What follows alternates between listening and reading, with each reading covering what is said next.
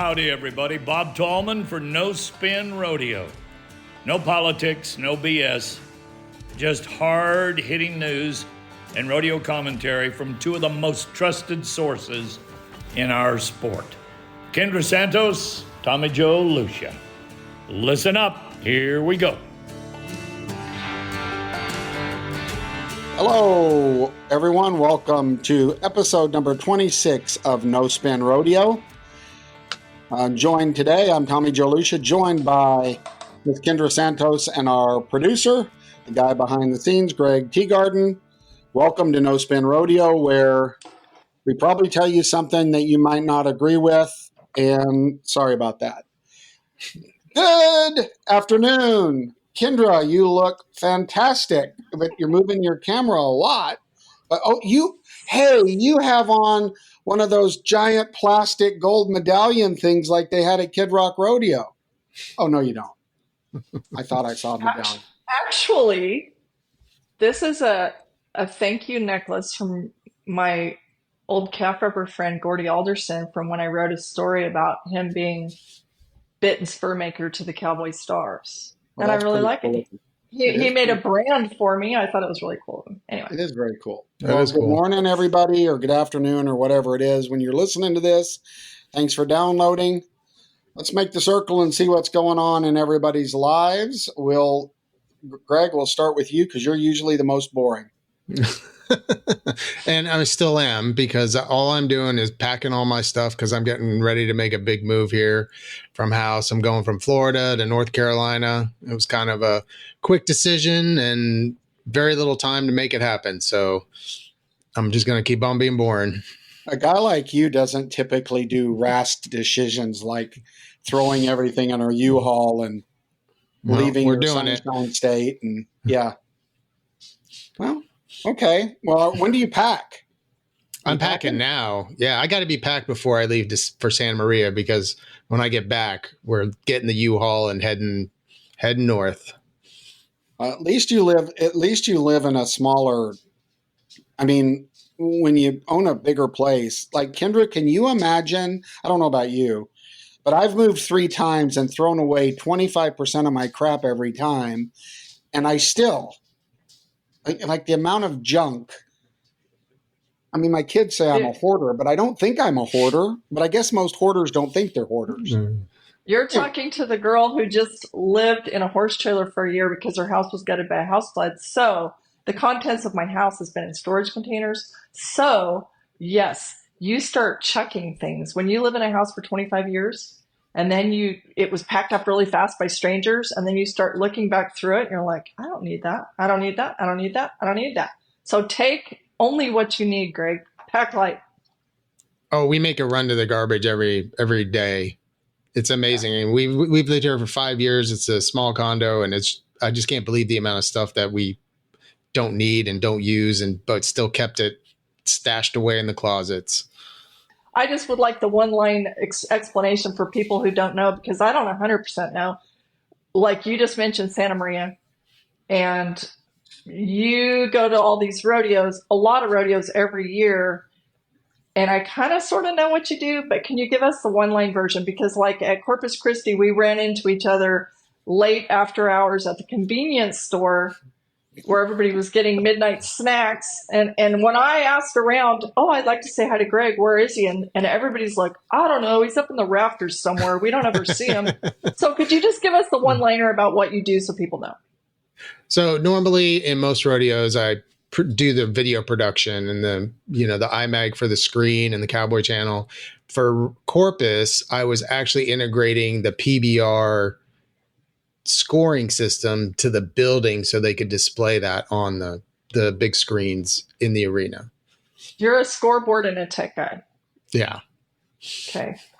Anyway, and so on the weather, because it's always seasonably cool at Santa Maria, we're having May gray here right now, and it's interesting that here, like when it's 70 degrees this time of year and it's kind of overcast, the Pacific Ocean is cold, and when it's 70 degrees here and it's overcast, it's cold. And in Corpus Christi, Gulf of Mexico is a little bit different. I would go out to go for my midday hike and break up the workday, and you're sweating. It's 70 degrees and you're walking along the shoreline and you're sweating through your shirt in 10 seconds.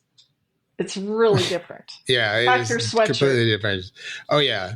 But it's interesting because you can wear your sweatshirt and as soon as that sun comes out, it warms up nice out there. Yeah, beautiful. Well, I'll give you a moving tip. You talked about containers. We put all of our stuff in 2 containers in Texas and lived in an RV for 19 months. And I will say that it is remarkable the stuff that can melt in a container in Texas when you get it out. Like here too. Yeah, these things you wouldn't think they could. I mean, I had a knife melt. How does a knife like they melted iron?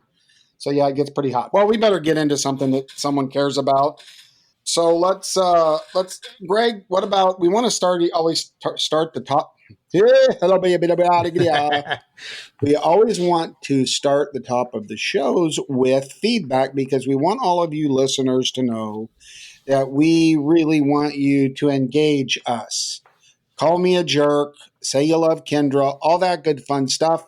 Greg, what do you got in feedback from our episode 25?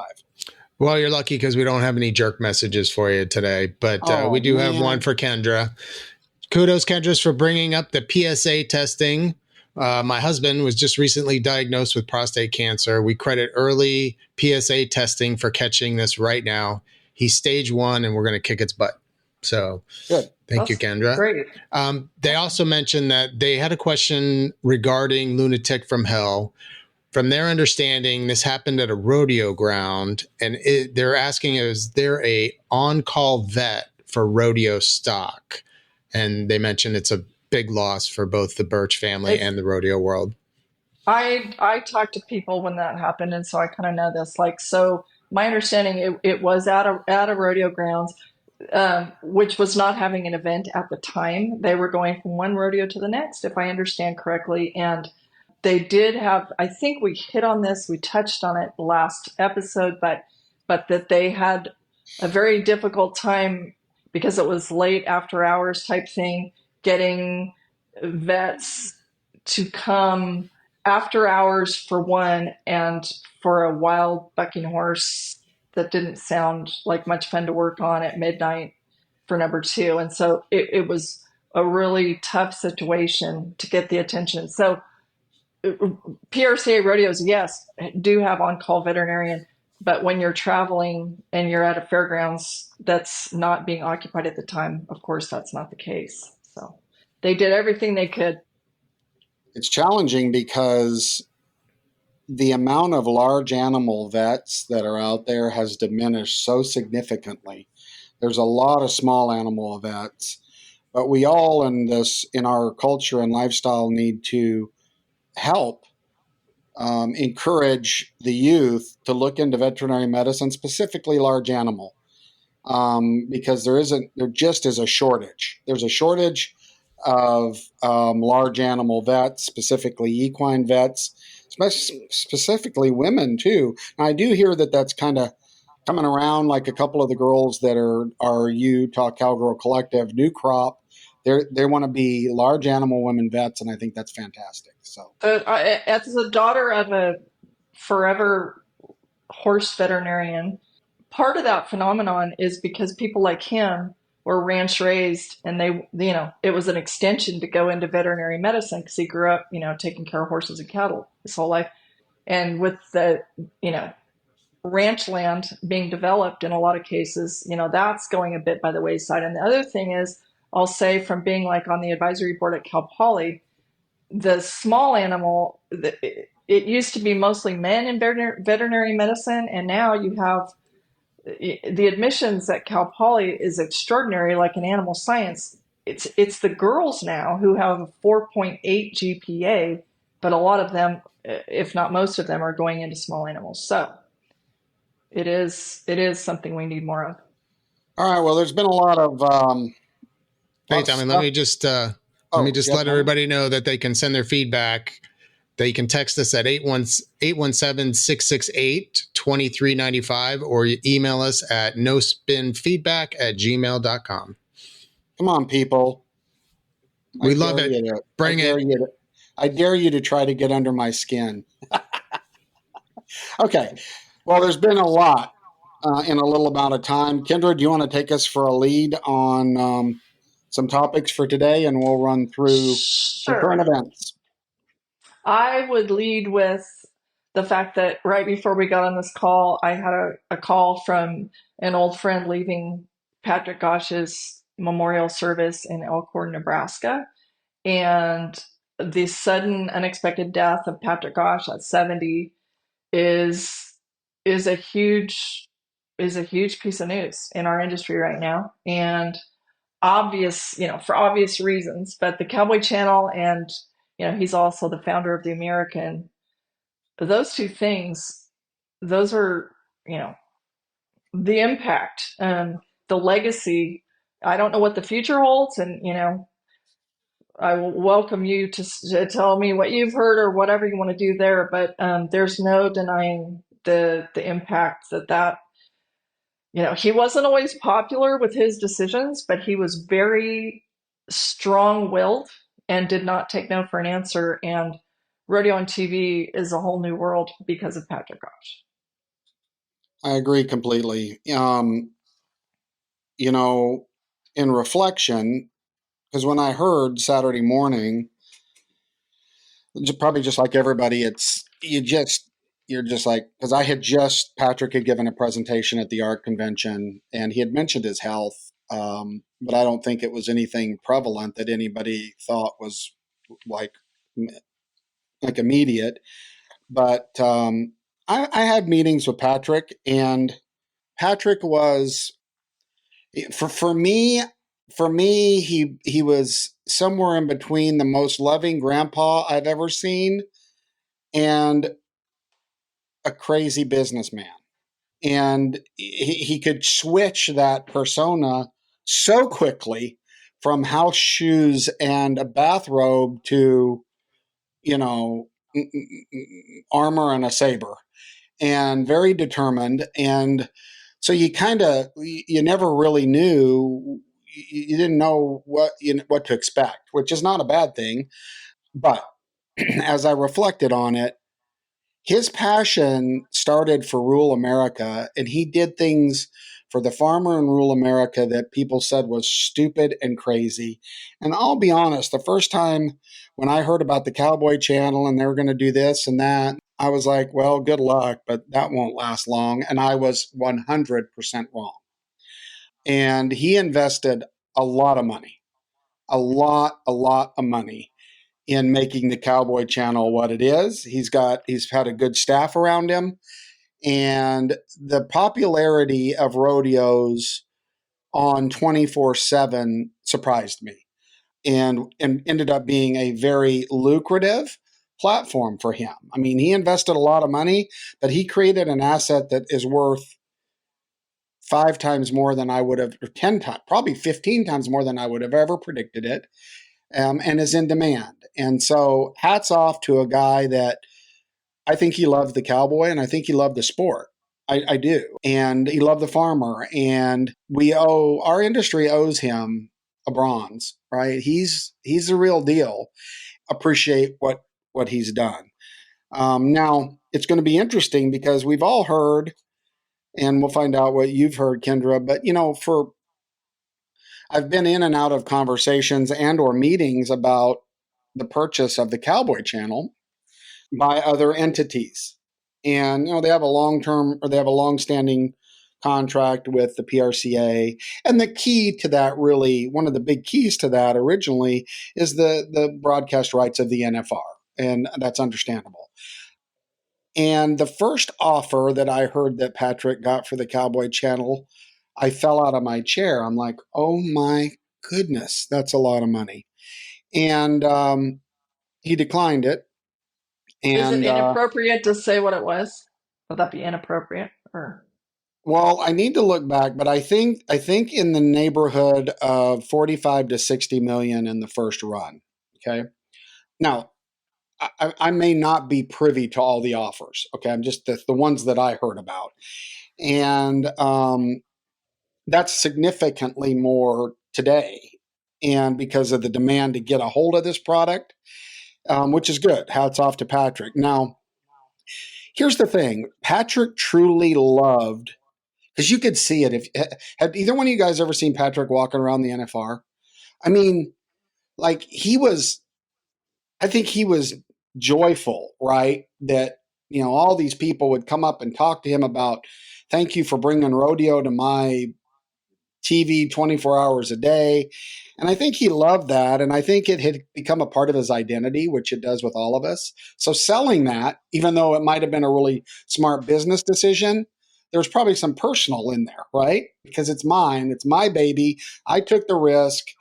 I like controlling it. When everybody on the business side is going, Patrick, hello, Patrick, right? So I think there will be something will happen absolutely relatively soon.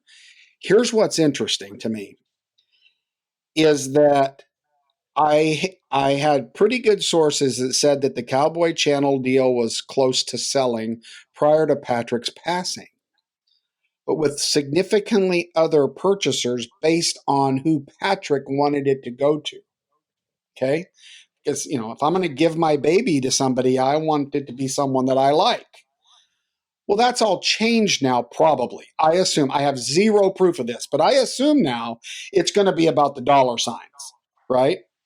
And if that's the case, the buyer field significantly changes and it starts to whittle down to really one, in my opinion. And we'll see. There are multiple people in the mix. Some of them don't have as much money as the others.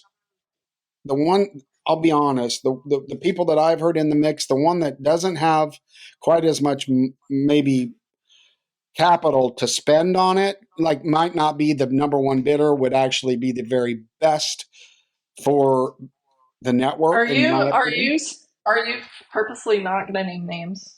I'm not, because I was told in confidence, so I better not. Okay. Now it's no secret that Teton Ridge has been after after the Cowboy Channel forever. So the big money person, I don't have any problem saying this. The people with the most money that will write the biggest check will be Teton Ridge. It's the others that I think could do a really good job with it. I don't know that they'll be able to have as big a checkbook as a Teton Ridge would have. Now, I don't know what you've heard, Kendra, but here's what we know. We know it will. I would bet a lot that it will change hands as quickly as the what do you call it? When the judge, when Probate. Probate, yeah. I mean, this takes time to happen, but it'll happen quickly, in my opinion, and it'll be interesting to see who gets it. Have you either one of you heard anything? Well, two camps of very, very high-ranking sources have been talking to me like they're just 100% certain, and there's two different answers, so they can't both be right. And so I'm sure it's the same two camps you're talking about, but these people are 100%. They're even giving a date when it's going to hand over to this group. And then the other camp is like, oh, I'm absolutely positive. It's set in stone. But then again, last year at the NFR, some of the people involved in both camps were saying, oh, yeah, it's a done deal. We're going to get it. So we don't know. And we also don't know. I don't know Patrick's wife, Angie, but his grown daughters, Gatsby and Raquel, have, Gatsby's an attorney, I believe, and Raquel has been very, very immersed inside of the eye of the Cowboy Channel and all of its entities. And so I'm certain that they want to do right by what they felt their dad's wishes were. So what that means, I don't know, but it's a big deal.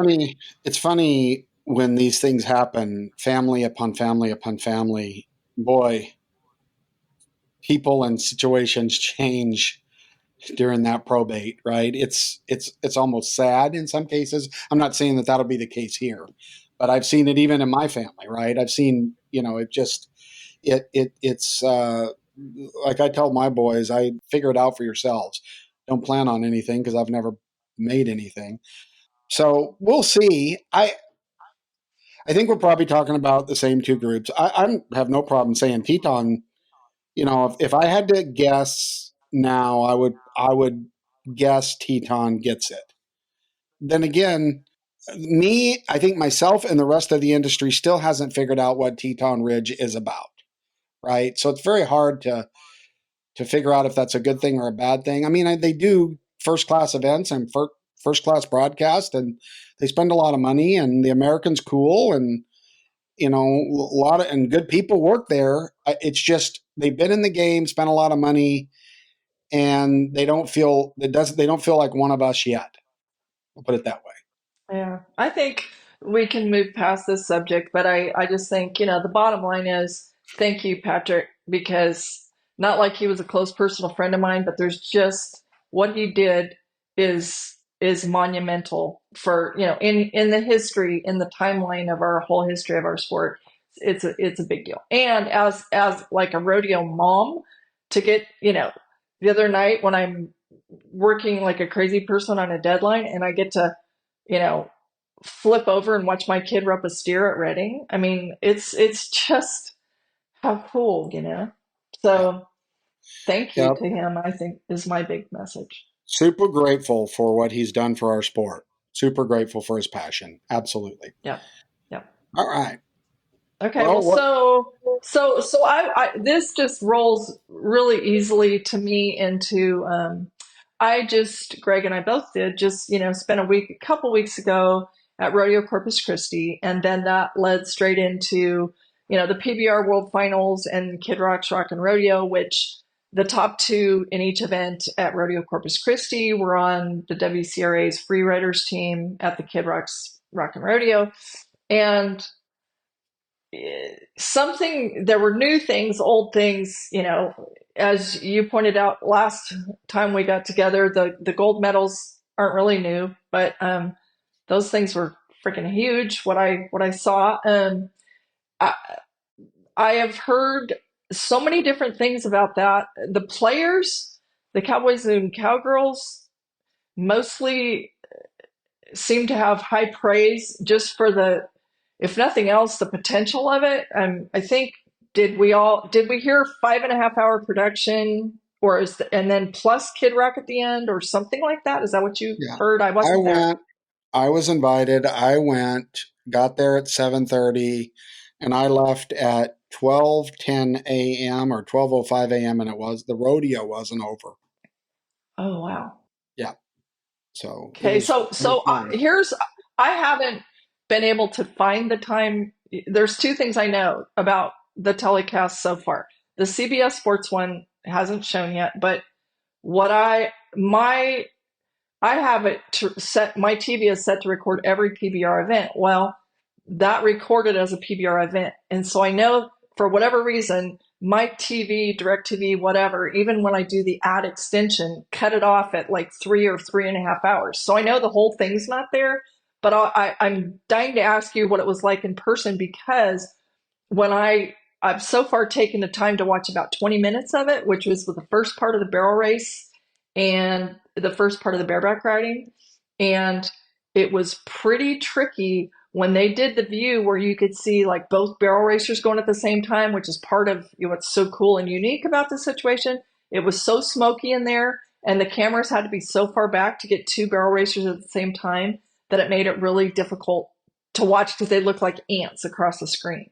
So what was it like in person, I guess, is what I would love to know.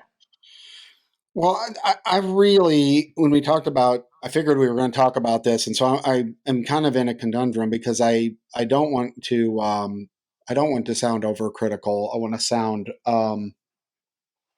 smart and objective. So the first 15 minutes of the show, for one, anytime you do an event in any of these stadiums, it shines up anything because you're in this stadium, right? Whether it's Globe Life Field or there were a lot of people there. You could tell there were a lot of new rodeo people there because they came to see Kid Rock, and that's fine. And so the first 20 minutes, they started it with Kid Rock and then Jelly Roll coming in in Elon Musk's truck like the General Lee. They sang 2 songs. It was great. They had the standard introduction of 6 teams, which we'll get into later. And the crowd was, so for me, the crowd was, I mean, they were there 100%. And then from that point on, it was a slow bleed, I think, for them, because that's what I watch when I'm at any event. It's terrible because I can't watch an event objectively, right? I'm always critiquing or trying to learn how to do something better or what the fans liked or didn't like. Now, as it relates to competition and trying to analyze the fans, and then I'll get into my, after you comment a little bit, I'll get into my overall overview. It's unique. So I was trying to think of how I would describe it, and I would describe it as a spectacle. I wanted to describe it as a sporting event, but I would have to describe it as a spectacle. There was a lot going on.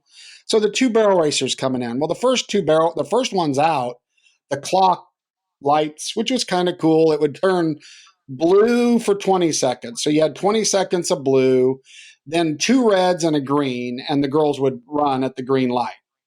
And so the clock messed up on the first time. They stopped them down. The second time it went. And but it's hard. It is hard to watch 2 things at once, right? I mean, it's so unique though, because here's the deal: you're really only looking to the end on any of these timed events, right? So even the barrel race, you're looking at the 3rd barrel. Where are they at? How far ahead is the other one? Are they going to win or lose? And the same thing like in the bulldogging, who laid down flat first, which was cool. Team roping, I think, was the coolest to watch, just because to see them go across the arenas. But here's the thing. I know rodeo, and I didn't have a clue what was going on. No idea. For one, all the teams were named after songs. Well, that's unique, but really, I mean, but you really did not know what was, or at least I didn't, and I was trying to know. I mean, you knew that 2 people were competing and one would advance. That's about all you knew. But it was hard to really know what team they were on. And so it ended up, I think everybody tried to follow it, Kendra, right at the beginning, right? We were all really engaged. But after really long delays between disciplines and stuff like that, pretty soon you kind of gave up trying to keep up, if that makes sense, which takes a little bit of the sport out of it for me. And it became more of a, well, let's just see what happens next. Oh, that's cool. Let's see what happens. Oh, that was interesting. Oh, that's fun to watch, But anything like that, I mean, that's like eating French toast. The first couple pieces is great, but after about 7 servings, you're over it, right? So from a live perspective, it was cool. It was cool. It was a spectacle. Here's what I thought about the athletes, and I'm going to kick it back to you. Watching the athletes, because I'm looking at the spectators and I'm looking at the athletes. Are they taking this seriously?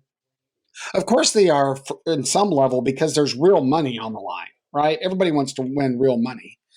But it felt to me like, and I talked to someone else about this, and I agree, it felt to me more like, if you ever watch the All-Star games, right, in the sports, where the athletes are there, they're pretty laid back, which is cool, right? They're not as nervous, which is the uniqueness of it.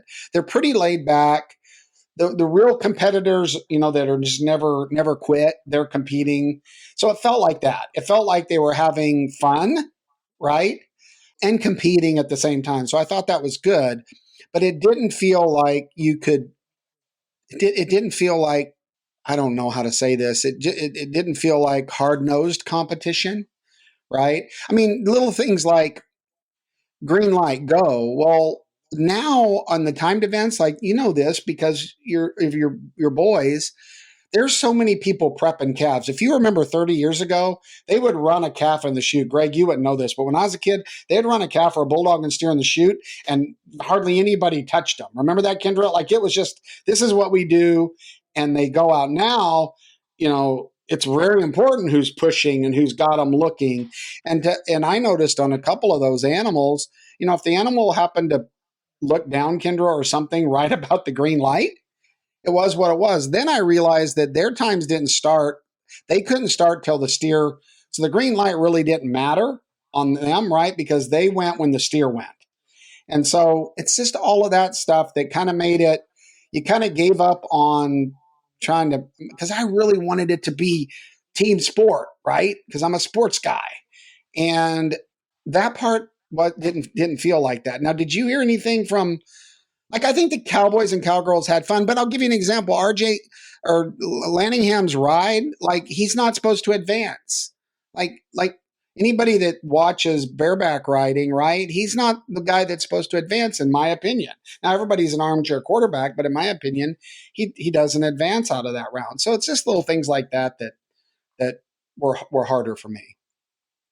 Yeah, I've talked to a lot of people who were there, and I felt like, well, first I'd love to ask you two quick questions about attendance. One, when you left at 12:10 in the morning after being there however many hours, 5 hours or whatever, was the crowd still there because Kid Rock was still yet to go on? Did they keep the crowd that long? There were lots of people still sitting in their seats, but they weren't there. They were waiting for Kid Rock. There were still a lot of people in the stands. And then also, what kind of percentage of capacity of AT&T Stadium was open, and what percentage was tarped? I mean, you might not have been thinking about that. They did it the wide way, right? So it was half of the house was open for sale, and it looked good for TV. It was full. Now, I heard it was sold out, but I also heard that there was a lot of complimentary tickets, free tickets given, paper, they call it, to make sure that there was a lot of people in there. But here's what you could tell. I bet you 50% of those people came to see Kid Rock like they would at Rodeo Houston. The only difference is they got there early, right? Because this was a new event and nobody knew what to expect. But I can guarantee you, if you said it's the exact same event next year and you want to come, the loyal Kid Rock fans would come at 11:45, right? There was just a lot of Kid Rock fans waiting. I mean, you can tell they look like the Kid Rock is the Detroit, he's changed his image, but he used to have a completely different image. And now he's very USA and red, white, blue and conservative, which fits our core. And that's what was up there, and American flags. But you could tell these people, there was a lot of them there to watch Kid Rock, a lot. And I didn't even watch him. I mean, I watched the first deal. I would have loved to have seen him. And I think he came on at 12:30. That's what I heard. He took the stage at 12:30. I wasn't there. And I think he said, "Hey, I'm sorry it's so late." Right? And I don't even know how long he played. I was told maybe 45 minutes at the end, but I wasn't there. So, but I do know what that venue cost and the staffing cost. And there's no telling what the override was, right? Right? Because when you start to go that long with staff and overtime, that was an expensive event. Gotcha. Well, contestants, I heard all sorts of things, which it was pretty interesting.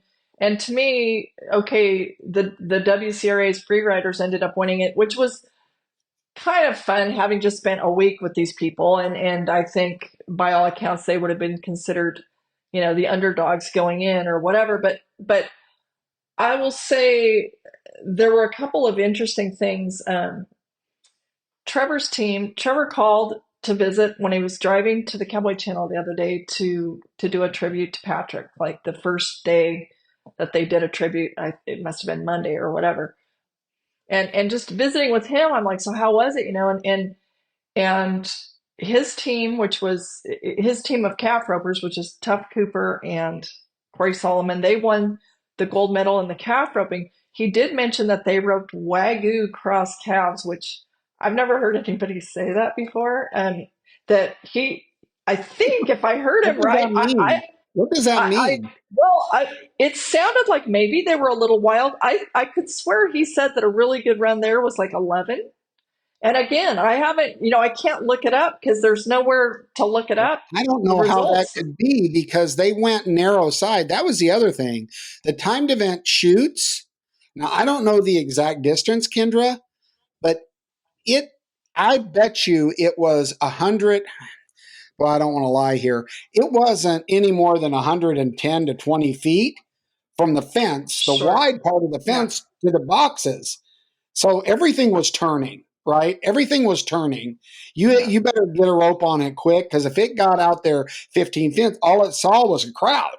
It was taking a left Right. or a right. So yeah, so to me, I'll say this: they got total buy-in from the contestants as far as social media. The contestants, as a whole, what I've seen, were very like happy to be a part of it and hopeful that it will continue. And there was, a couple little things that were mentioned more than once to me in passing where, oh, okay, for one little stat, and if everybody doesn't know it, every contestant was paid $4,000 show up fee.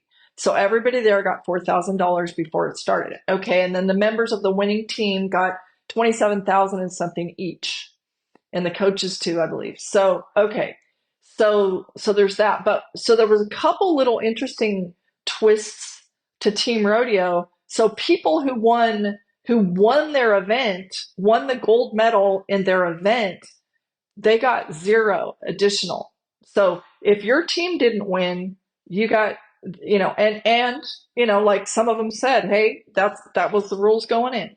So that's what it is.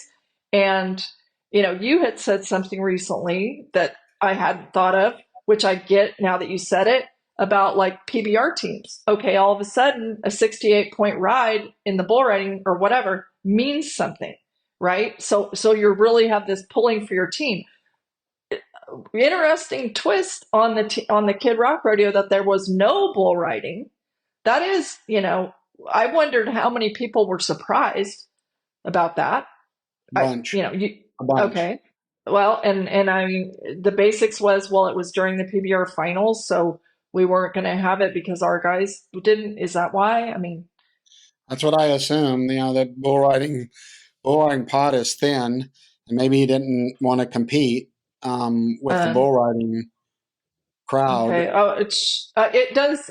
I mean, I don't know their reasoning, so I can't really comment on it. But I mean, there are a lot of amazing bull riders, and oh, that'd be a great place to throw in what was I put a quote out the other day when I saw the picture of Sage Kimsey with his $350,000 PBR finals check. And the quote was, Sage Kimsey's just a big fish in a small pond, because I just love how many people called him stupid for going to the PBR. And I just love how he did what he thought was best for his family. That's what we all need to be doing. But anyway, on the Kid Rock deal, to kind of put a bow on it somewhat and wrap that part of it up, like more money for contestants, I'm all about that. More exposure for rodeo, I'm all about that. CBS Sports, haven't seen that telecast yet. When is it on? It's on the next couple of days sometime, Sunday, I I think. Yeah. it'd be interesting to know for a 5.5 hour rodeo how long the telecast is going to be, because obviously they're going to have to boil it down before it goes on CBS Sports, right? But I'll say this, my closing on this, because me being about money for Cowboys and Cowgirls. In 2 weeks, between Corpus Christi and the Kid Rock Rodeo, Bailey Schote, who I believe has been to one NFR, I think she was a rookie of the year a couple years ago and then took some time off. Bailey Schote, she won Corpus Christi in the barrel race. She won 57,000 plus in between those two events.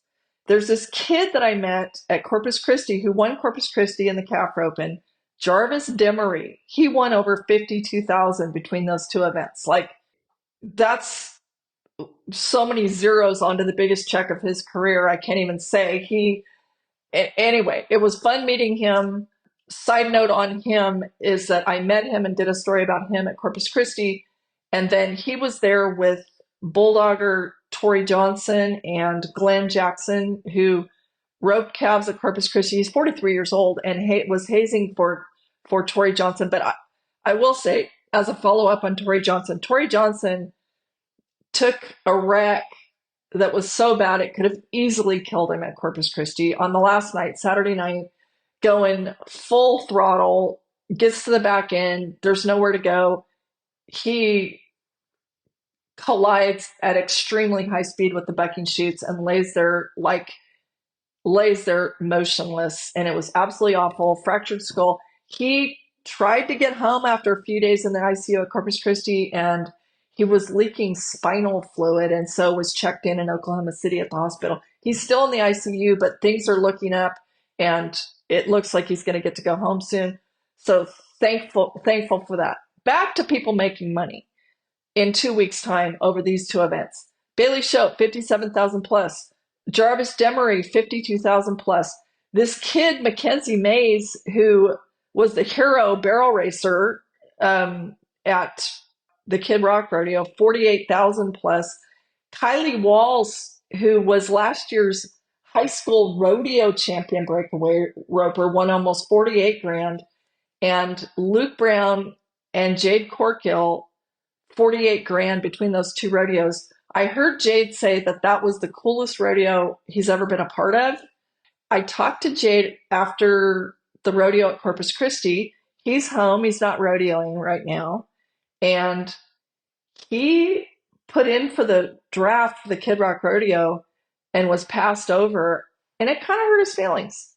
And that he got to go, to two rodeos and win 48,000, that's pretty neat. And that's pretty high praise for the Kid Rock Rodeo that, maybe it was because he appreciates it so much now that he's not been going, but he was highly impressed and happy to be a part of. I will also say a note there were people, this is a weird one for me to kind of process. There were people drafted, people that got in through Corpus Christi, people on a team at the Kid Rock Rodeo who never got a chance to compete. Think about that. That's wild. And also, there were people paid $27,000 for being on the winning team who got a no time.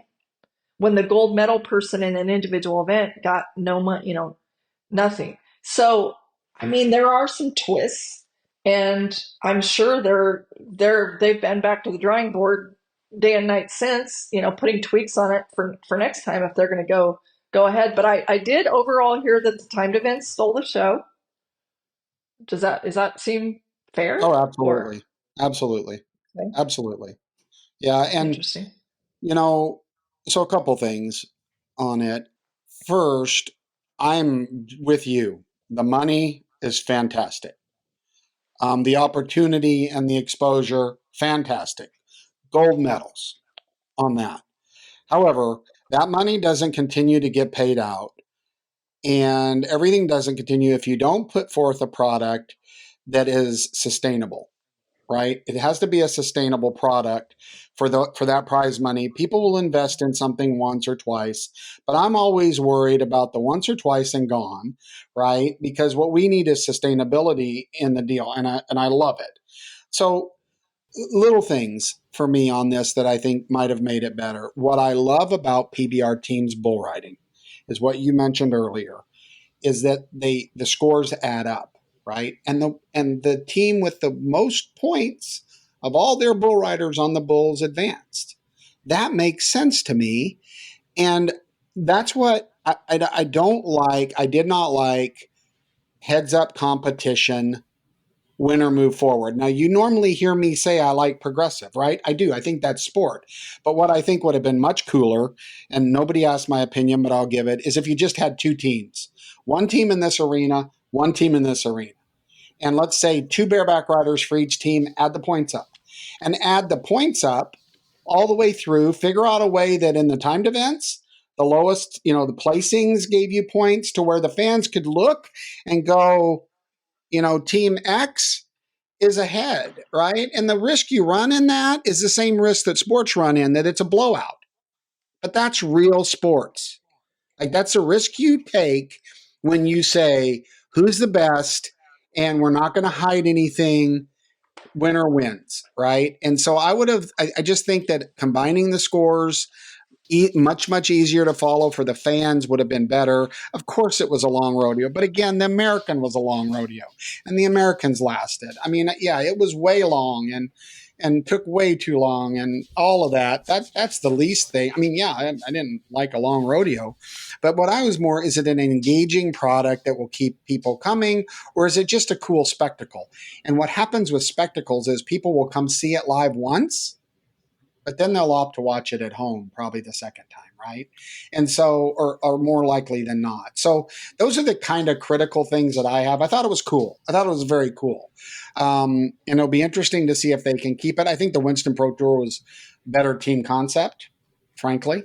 A lot of people don't know, but that was team rodeo way before a lot of the listeners' time. And so I think team rodeo is a possibility. I would love to see it exist. I just don't know. I think like you said, there's got to be a lot of tweaks. I think we've rolled this one over. I think it was cool. I'll say it was cool. Could it be better? Yes. It felt like an all-star game. I read the WCRA is doing team rodeo now. Oh, they are. Well, I think WCRA, Kid Rock, WCRA, and PBR were three-way partners on the Kid Rock Rodeo, right? Right. And the whole concept, I'm assuming financially, is that you start to sell teams like they've done with PBR teams, but it's something about them. You qualify for a team or something. It was in a Bobby Moat letter he sent out last week. Well, yes, because when they dropped the Triple Crown, the model, and in case some of you aren't rodeo fans on the deal, the model of the WCRA, and like Donnie Gay says, everything's alphabet soup, but here's the model. You can pay a fee on an app to get points for any rodeo in the country. Right? This is the simple version. So any rodeo you enter, and they've rated all these rodeos and how many points you get for winning them, depending on how tough they are to win. So you pay, I'm making it up, $25, and you win that jackpot, you get 2 points. If you pay $500 and win Reno, you get 500 points. I'm making up all the numbers. But the point is, you have to have events to qualify, right? Why would you play that game? It was the Triple Crown of Rodeo, but you got to be playing that game as an amateur or a pro for the big payouts. Their plan, the way it looks from that letter and stuff, is that, it was great that their team won. That was even better for their playlist. You can be a nobody, enter, get enough points, get into Corpus, advance on. They're still going to do the event over on the East in that beautiful venue. But they got to have big events, Greg, right? And I think they're planning on this Kid Rock thing, having more events. I don't know what you've heard, Kendra, but so that they have more things for these people to qualify for. And that makes sense. That's what they need to do.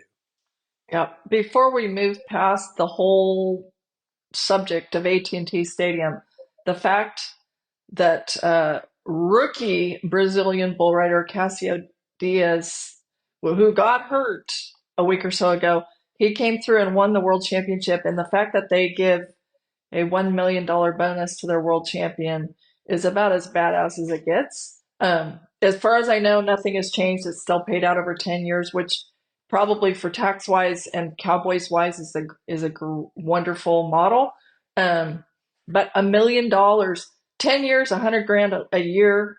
Imagine the change of life. Like, I saw Adriano Moraes, who, first ever world champ, interviewed the other day, and gosh, he looks so different now. But he was saying, I grew up in a dirt floor house with no running water. Like, the PBR changed my life.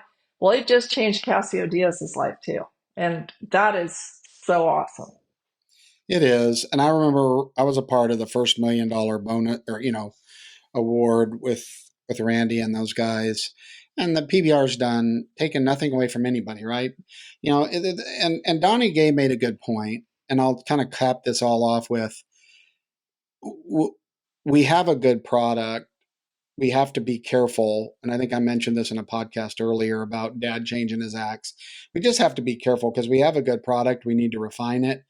But you really can't, you got to be careful, right? How far you go overboard to where the avid fans, which is our core group, go, hold on, right? Hold on. We like what we like. So I'll leave it at that. So there you have it. That was Kid Rock's Rockin' Rodeo. PBR finals, I think, had a successful run at AT&T Stadium. Congratulations to those winners. Great to see Sage, because remember, we had conversation if Sage was going to make it. So I'm happy for Sage, and I'm happy that there's opportunities to make decisions. Well, and and pick your and to poison. remember, for everybody who doesn't remember, like, the reason he barely, squeaked in is because he had surgery earlier this year, and so he he's had a lot of adversity, and but again, he's had to bite his tongue and keep his head down and his mouth shut for all the people calling him stupid to discontinue, at least for now, his march at Donnie Gay's record. So, he's got 7 gold buckles and everybody's like, "Oh, what a dumbass," Well, he's Don- doing what's best for him. Donnie was happy with his decision. I'm pretty sure of that. All right. So let's there's a big story hitting, and our podcast is usually 24 hours delayed. So keep that in. We'll get it up as soon as we can. Hopefully this is real timely that you get to hear this. But let's talk about little T-Rex. You want to give us the story on that? So, yes. So, like, what keep kind of coming back to is sort of like in the blink of an eye.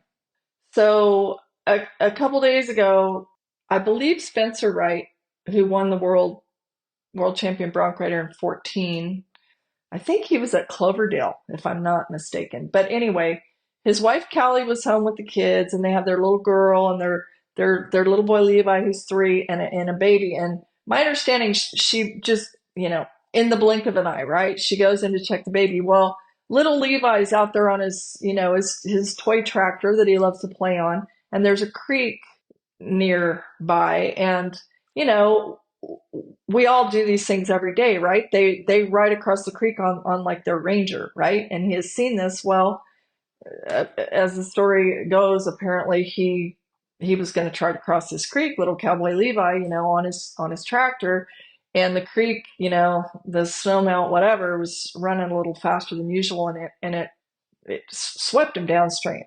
And imagine the panic for a mother to very quickly like look outside, not where is he, and by all accounts, she called 911. The neighboring area, everybody jumped into action, dove in the water, all hands on deck. And my understanding is that they found Levi about a mile downstream, and nobody's ever going to know exactly how long he was underwater. Callie has since said, to the angels who dove in that water, to the person who thought it was a good idea to keep administering CPR for an hour when most people would have given up. So they've spent the last couple days in the hospital. The first night thinking, there was no brain activity, thinking everybody now has seen the heartbreaking photo of this mom with her holding her little boy and Spencer standing there helpless to do anything. And they thought they were, saying goodbye. Well, then the change of doctors and nurses comes in the next morning, and it was like, let's give him a little bit more time. They saw some little sign of life, right? Like, let's just give him a chance.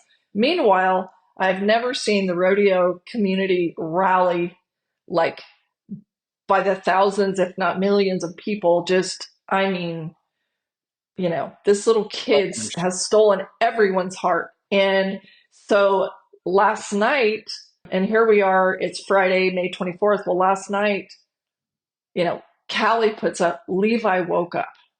And we're all just like, what? Answer to prayer. Now, did you hear this? I heard this from a pretty reliable source, that Levi's sister wanted to FaceTime him, and this is when he was out, right? He was just in the bed. And so they told her, look, he's not going to talk to you. He's sleeping, okay? But we'll let you FaceTime him. Well, they FaceTime him, and he's, out. and the brain activity monitor starts flying. And they were in shock. Like, that gives me cold chills, right? So then I don't know if it was in this order, they played the T-Rex song that he loves. Same thing, right? And I think, can you imagine, like, when little sis talks to him and all of a sudden the brainwave activity, and for me, it's all God, like prayers, the amount of prayers, thank God. And what, isn't it fantastic, Kendra, that, that, that there's positive right now in this story, right? Isn't that You just, know, it's like it's a straight miraculous. And I, the thing, I guess people have come back from technically being dead to tell stories, of these things that happen. And the one and only person that I have, sat with holding her hand when she died was my Nana Lucy. And it was an amazing experience for me. She was like the most, I look like her, I act like her. She was the most, had the most impact on me on any woman of my lifetime. And that was like a gift to me, because now I don't fear death like I think I did before because of the way it went. But I remember the nurses and the doctors, when we were left to just be, and they said, keep talking to her because she can hear you till her last breath. She can hear you. And so I did. And this, for this little boy, and also in the state of this country right now, for people to unify and rally, and people from all different religions, people from outside of rodeo, people, I this morning I get this text that like all the people that live on houseboats in Berkeley, California are praying for little Levi. Like, what? People have nothing to do with rodeo have been praying for this kid. And it's like, everyone gets to, to each his own on beliefs of all kinds, but I cannot look at it as anything but a miracle. And the emotions that these people have been through, but like, I'm so proud of, I'm so proud of our Western world and how this has gone. And we're also thrilled. And by the way, it's not like, oh, everything's fine. And I've been getting my information from people, it's stuff sent to me as like things that were typed by rights. I'll just say that. But the stuff that's gone on is just, it's beyond my comprehension. And I'll say this, I've been slammed with work. And yesterday I have a really what I know is a short window where 4 generations of my family are here on this earth right now, and my dad's about to turn 86, and he's he's getting tired, and I have a 1-year-old grandbaby. And yesterday, when I had so many deadlines, I just shut it all down. yeah, And my son Lane and I took little Charlie over to my dad's, and it was like, this is what it's all about. amen. Well, when you say blink of an eye, which was fitting for you to recommend, time and people, to me, are a precious commodity. And we often waste our moments, like you're saying. And, there's that old saying, you never know what the worth of water is until the well grows dry, right? You know, Sometimes it takes a single moment in our lives, whether it's a small interaction or large trauma, to give us pause and to live in the moment. For me, my faith is strong. Throat cancer did that to me, changed my complete perspective of what is important to me, like complete change in perspective. And I had faith before I had cancer, but my perspective on life and success have changed. Success for me is my friendship with Greg. Success for me is my relationships with my rodeo family like you. Those are the things now to me that it's that, it's that when you say blink of an eye, look around maybe today, everybody, and live in the moment and start to put into columns how good you got it. Because usually how good we got it, there's a bigger list. But for some reason, the how bad we got it's are in bold print. But there's not near as many. We're so much more blessed than we are not, even in the country we live in. I just think we need to remind ourselves to live today. Like in my world, I'm planning. That's what I'm doing. I'm planning events and thinking 3 months down the road. And last night I went and got Asher, my grandson, and we just sat outside in the grass talking. And that's so much more important to me. And again, I'm strong in my faith, but everything is a blink of an eye, but I don't think God ever blinks. So that's my deal. He's watching us and in this with us. And so my only thing, and I'm sure the Wrights would say that, just to see that baby wake up, right? I saw the text. Like, oh my, how can you not believe in miracles? And but we are fortunate enough to be in a community, the Western lifestyle community, that while we have our differences and we will punch each other in the mouth, we will also all in unison, we've done it time and time again, spin around shoulder to shoulder and support each other. And that's what's beautiful about our people. Beautiful about our people. We respect our flag. We respect each other. Oh, we've got opinions and we will spit and we will fight. But when anybody needs something, you said it. And it's true. It's just true. And it makes me so damn proud to be a cowboy, to live in this industry. When I see this, so proud of our peoples. Our people are just live in the moment, right? Yeah, live in the moment. And I don't know why, but this morning I was thinking about some of our friends who've been given really tough curveballs in this life, and like Jake Barnes lost his thumb at the NFR in 2005, it's like, what? Or Jared Zane, paralyzed, Dwayne Danes, paralyzed, Amberly Snyder, paralyzed. But what have they done? Like, every day is precious, a precious gift from God, and they make the most of it. And look at all the things that they're doing. They didn't, instead of looking at, oh, what happened to them, they're looking at what can I still do? What can I do?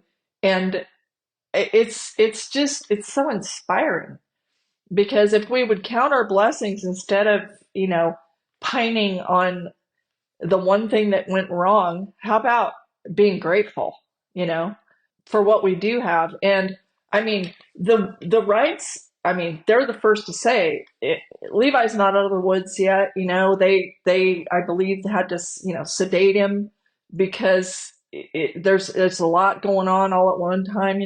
But my understanding, what Stetson's putting on an event in Utah, and Monday they're having the Wrights are having their family branding on Memorial Day as planned. Like it's incredible. Like, the show goes on. How resilient rodeo people are, and hard things happen and tough things happen, sometimes to the best people. But there are a lot of things that are like, old sayings. But they've been around a long time because they're true. They are. So as you're driving along today or listening to us, look around. The trees are green. I'm thankful for my friendships. I'm thankful for Kendra. Thankful for Greg. I'm thankful that you listen to us. Today on episode 26 of No Spin Rodeo, We'll be back in 2 weeks. Thanks. God bless you. Have a great day.